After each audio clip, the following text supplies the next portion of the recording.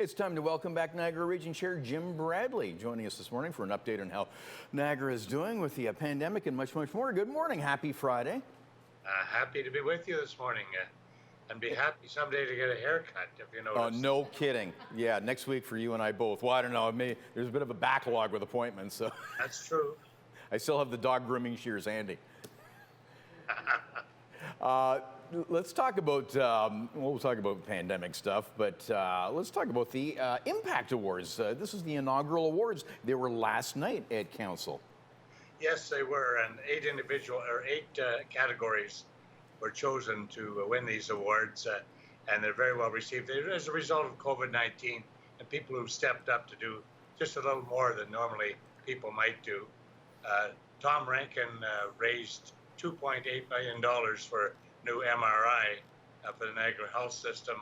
He led that particular charge, contributed himself, and encouraged others to contribute. So he got the award for the Leadership Award.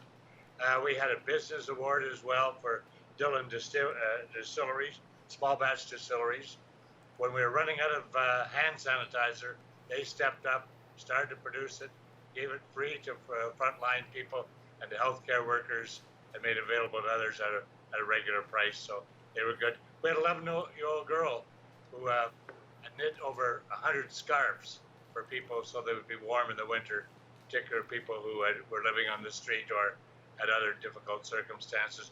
We just had some great awards in various categories, and they were very well received by members of council. We had piles of applications. You know, you could have given out awards to 200 or 300 people. We narrowed it down to the 8, and I'll tell you, there are people who really stepped up during this period of time. Yeah, that's really something. There were so many people worthy of it, but only yeah, it must have been tough narrowing it down to those 8. But yeah, people have really stepped up in Niagara, and we should do a shout out to at the vaccination clinics. Like 400,000 doses. That milestone was reached in Niagara yesterday. It's quite amazing, actually. Yeah. All the people who are working at them, making people feel good as they get there, responding to the needs of those who show up at the vaccination clinics. They've been going very well. And of course, that's a key to the success of opening up, is to have as many people as possible with 2 shots of vaccine, if possible, certainly 1 shot at least to start. And of course, we're all looking forward to when things change for all of us, because we've lived under tough restrictions, and they've resulted in bringing the numbers way down, and that's great to see. But now we're looking forward to the opening up when it happens. Oh, yeah. This dictates that. And we need that for business. I know Council did a survey last month showing that the average business in Niagara lost on average $1 million. I mean, huge losses. And here we're heading into tourism season, and the border reopening, well, we're looking at July 21st. Is the tourism season lost? Not yet. The tourism season, the heart of it, is really in July and August, the summer months where school is out. That's the heart of the season. People actually have been coming to Niagara, all over Niagara.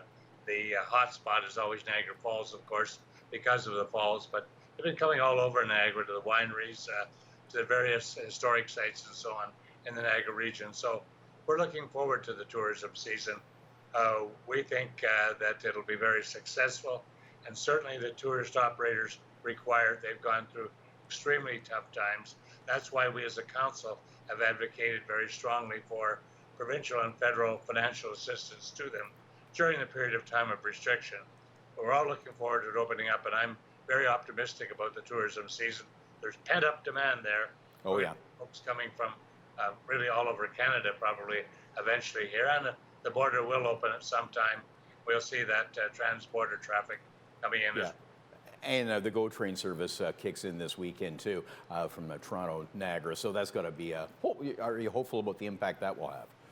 That will have a good impact. I suspect the early stages of it, it won't be a flood of people, but there'll be a number of people there. And as the season goes on, they'll take advantage of it. It means they don't have to be on the highway in the weekend. Right, yeah.